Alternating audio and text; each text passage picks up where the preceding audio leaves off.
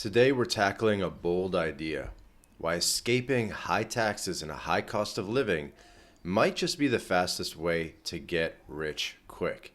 I made a tweet about this, and in this video, I'm going to expand on this idea. And it sounds wild, right? But stick with me. Imagine slashing your tax bill, cutting your rent in half, and keeping way more of your hard-earned cash, all while living a life that most people dream of. Sounds decent, right? We're breaking down the logic, the numbers, the destinations, how this works in 2025. If you're new here, subscribe to the channel, MyLatinLife. There's a lot of good information on our channel. It's a wealth of knowledge. So subscribe and let's dive into this wealth building hack. So what's the big deal? If you're in a high tax, high cost spot like Canada, the US, or Western Europe, you're literally bleeding money every month. Taxes eat 30 to 50% of your income. Rent or mortgages gobble another huge chunk. And basics like groceries and gas keep climbing.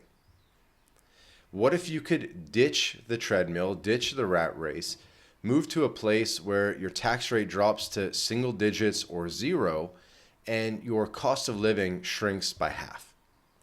That's not just savings, that's a turbo boost to wealth. More cash in your pocket means more to invest, save, or spend smarter, and it compounds faster. The more you save, once it's saving, then it's compounding, and then you have that exponential effect going. It's very powerful. But let's rewind. So, how did this idea take off? People have been chasing low tax havens forever. Think Swiss bank accounts in the 50s or oil-rich Gulf states in the 70s. But the real shift hit post-2008. Remote work exploded, borders loosened, and the folks saw the math. Why pay 40% tax in Toronto when you can pay 0% tax in Panama and live among toucans and coffee and paradise, basically? By 2020, digital nomads, over 35 million worldwide per 2024 stats, proved it works. This is now a proven model. And in 2025, it's getting worse. Canada's top tax rate is now at 53% for over $200,000 Canadian in income, which is honestly a very low bar. US is at 37 federally plus state taxes versus places like Costa Rica, 0%, Panama, 0%, Guatemala, 0%. It's a no-brainer. You know, on Twitter, people like to say taxes are theft, and they're not wrong if you're losing half of your income. You know, we sometimes joke, we put out like a tweet on July 1st, on July 1st, saying, you know, now you're starting to work for yourself. The tax part of the year is over because you're literally paying taxes until July. This video is going to come out in April or end of March, and you're still paying taxes for another couple months before you actually start putting any money in your pocket. So I'm probably preaching the converted. So let's get into how does this work. So there's kind of two main levers: taxes and living costs. So high tax countries take big bites. Canada's 33% federal plus 15 to 20% provincial on six figures. And the US, 24 to 37% federal plus 5 to 13% state. Move to a low tax spot like Panama's 0% on foreign income, and you keep 100% of what you earn, which could literally be an extra $100,000 a year or more. So living costs, you know, we all know living in the US and Canada has just got so much more expensive, where a one bedroom might cost you 2,500 Canadian in Toronto, 2,500 or 3,000 US in San Francisco, 5,000 per month in New York City.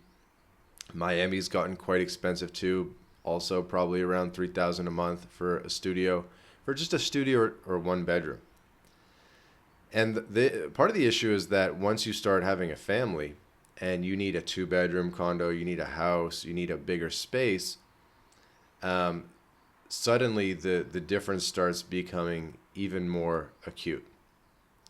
You compare that to Mexico or Medellin, where you can pay $500 a month or less on rent. A lot of people pay around $1,000, but it can be done for much cheaper if you get out of the main cities. And on the same income, where you have less going out, your net income skyrockets, or your net savings rather. So let's say you earn 100K USD per year from a remote job, investments, whatever. Move to Panama, zero tax on that foreign income. Rent is say $7,000 a year in Panama City. Living costs are another $6,000 a year. You've just saved $86,000 that year by having $14,000 of living expenses, zero tax. You've saved more than 80% of your income. And if you think that's low in terms of the rent and living costs, well, just do the math. You know, if you make 100K, your living expenses are, let's say, $2,500 a month, which is pretty reasonable. Like, you're going to be living very, very well in Latin America on $2,500 a month. So what is that per year? That's about 30K a year. So you make 100K, you spend 30, you've saved 70K. You've saved something like 66%, 70% of your income. And you've had a much higher quality of life in Latin America than compared to what your life would have been like in Toronto or Boston or San Francisco and Miami on that 100K, where you would have saved nothing and had a much lower cost of living. Right? 100K in North America, you're saving nothing. Most people I talk to making that, they're lucky to save $500 a month, save $1,000 a month if they're lucky. I'd say almost nobody's saving that much on 100K a year. But you come down to Latin America, and suddenly you're saving 5K a month on that same income. So who's really richer? You know, the guy pretending to be rich because he's in a fancy city in Boston or something, or the guy who's actually saving $5,000 a month. So where do you go? Well, Latin America is a hot spot. Okay? Mexico, Colombia, you got to be a bit careful about not spending more than 6 months per year. Panama, Guatemala, El Salvador is huge now, super, super popular. And they're not going to tax you on foreign income, right? Ecuador, Paraguay, Uruguay. We have separate videos about all these countries, how to get residency in these countries, the tax situation in these countries. Personally, my recommendation is just to go to a clean-cut territorial tax country. And we've made videos about this concept of territorial tax countries in the past, but that's really where nobody is going to bother you because they simply do not tax foreign income. There's lots of guys living in Brazil or Colombia or whatever that are just maybe not paying what they should be as a tax resident of those countries. And that's a whole other situation. So our recommendation is, why live in fear when you could just live in a territorial tax country, which is pretty much every country in Central America, Uruguay, some of these countries I just named, Dominican Republic as well. And you don't have to live in fear. You're doing everything by the book and simply paying zero tax. So low tax and low cost. I mean, it's just a no-brainer, and that's really how people get ahead. So how did this get big, this whole idea of moving abroad, paying zero tax, lowering your cost of living? Well, I think really in the post-2020 world, remote work exploded. There's an estimated 50 million nomads in the world in 2025. And they're untying folks from offices. No longer do you need to go to an office to make an income. And this has been proven by millions and millions of people. And sure, there's a little bit of talk about RTO mandates, return to work, but that's already kind of flown its course. And bottom line, there's just exponentially more remote workers now than there was prior to 2020. And I've been remote since prior to 2020. I was remote starting in 2018. And there was still people doing it back then, but it was definitely less common. So I had to have a very clear vision. I had to tell myself, look, you're going to be remote no matter what. You're going to make this happen. Whereas now in 2025, it's just so much easier. The softwares work better, whether it's Zoom or Skype or all the rest of these things. It's much more part of the culture and the psyche and just commonly accepted to work remote. Whereas back then you had to maybe have like a special skill set with computers. But now there's way more non-technical jobs as well. So these days you don't need to be a computer nerd in order to work remote. Right? So what do you need? You need a remote job or rental income or dividends. At least I would say $2,000 a month. Some people do it on less, but $2,000 to $3,000 a month should be sort of like the bare minimum that you make per month to live comfortably. If you travel less, then you will spend a lot less. If you're bouncing around every single month to new Airbnbs, that's a much more expensive lifestyle than, say, posting up somewhere, finding a spot with like $500 rent and just chilling. So bouncing around Airbnbs every single month is still going to be cheaper than living in a major North American city. But the real savings is when you get a 12-month lease locally. Okay.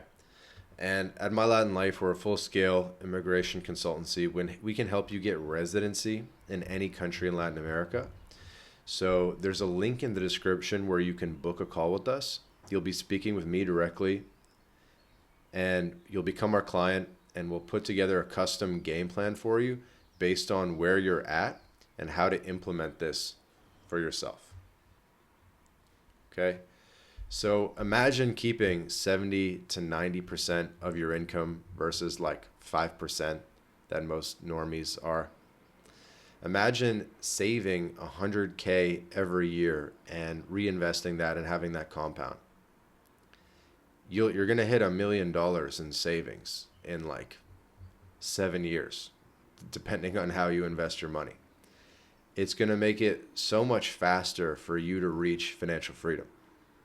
If you're doing the normal thing, only saving $500 or $1,000 a month in Toronto or Boston, how are you going to get to financial freedom? How are you going to save the $2-3 million that you need to retire with grace, with dignity?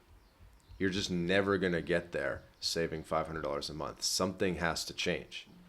A lot of people are waiting on, I don't know, like if you really have a lot of equity in a company and you hope it IPOs, great. But you're really putting all your eggs in one basket, taking that kind of approach. So a much more stable and guaranteed path to true financial freedom is just to save the majority of your income, save and invest it well, and you're going to hit $1 million in no time. Right? So there are risks. Probably the biggest one is just dealing with exit tax. This is something we help people do. We have a service called the Escape Canada Plan, where we help people escape the Canadian tax system, navigate the exit tax, reduce exit taxes if any are owed, and just essentially rip that Band-Aid and get out of the Canadian system so that you can get to zero tax status in Latin America. And then also with the U.S., it's a little bit different because the U.S. has citizenship-based taxation, as you probably know. But there are definitely ways to save big on taxes via things like the foreign earned income exclusion, the Texas two-step. And we help Americans implement this every day. Again, book a call, and we can start making this happen for you. Okay? And maybe another risk is some people say that they get lonely, but that really has not been the case for me at all. I think what most expats actually report back is that that their social life skyrockets, especially for retirees. When you're a retiree, In Canada, the US, people kind of forget about you. Everybody's like passed away. You're cooped up in the suburbs or a retirement home, and you just don't have much social life. Whereas you come down to Latin America, you can get plugged into these retirement communities in places like Los Cabos or San Miguel de Allende or Lake Chapala or Boquete, Panama. And there's a huge social life aspect to it. People really, they feel energized again. They feel alive again. And then you just go down the stack, and for families, social life is way better in Latin America. So social life is just better when you live in a walkable city and you're not cooped up in the suburbs. You're not dependent on a car-dependent lifestyle. And then for young digital nomads, of course, your social life skyrockets as well. You know, I know for me at least, it's so when I go back to Canada and the U.S. and visit my cities, it's so hard to get 5 guys out for a steak dinner. It's so hard to get a couple guys out to go mountain biking or something. Whereas in Latin America, I can fly in and the next night I'm having steak dinner with like a good squad of guys, and it's just, you really feel the community. And it's just night and day difference. People are just down to do stuff. People aren't saying, oh yeah, I'm busy for the next 2 weeks. Like, hit me up in 2 weeks. Maybe I can, get a coffee in 2 weeks. Like, I hate that. I hate that shit. Latin America is just more spontaneous. The social life is obviously way better. And every aspect of the standard of living is better, where you can eat out every day. You can get massages every single week. You can join the most high-end gym in the city with the sauna and all that stuff. So you can just live like a king for less than you're spending back home. So I think the real risk is staying where you're at, because if you stay where you're at, how is your situation going to change? If you're saving $500 a month, waiting for some promotion so that you make an extra $30K a year, and then that $30K a year, you're barely even saving that because you have a little bit of lifestyle creep, you're just never going to get off the treadmill. So the best thing you can do is get to Latin America, lower your taxes, lower your cost of living, increase your social life, increase your overall lifestyle and enjoyment out of life. Your stress is going to go way down, by the way. And it's just overall a no-brainer in my mind. So that's why escaping high taxes and costs is your fast track to riches, to financial freedom, and to the good life. And it's really math driven. It's not magic. If you're tempted, book a call with us, like the video, share with your friends, subscribe. There is a community out there that's implementing this. There are like-minded people. There's also a link in the description to our Telegram groups where we have thousands of people talking about this stuff. And you're not alone. We can make this happen for you. See you in the next video.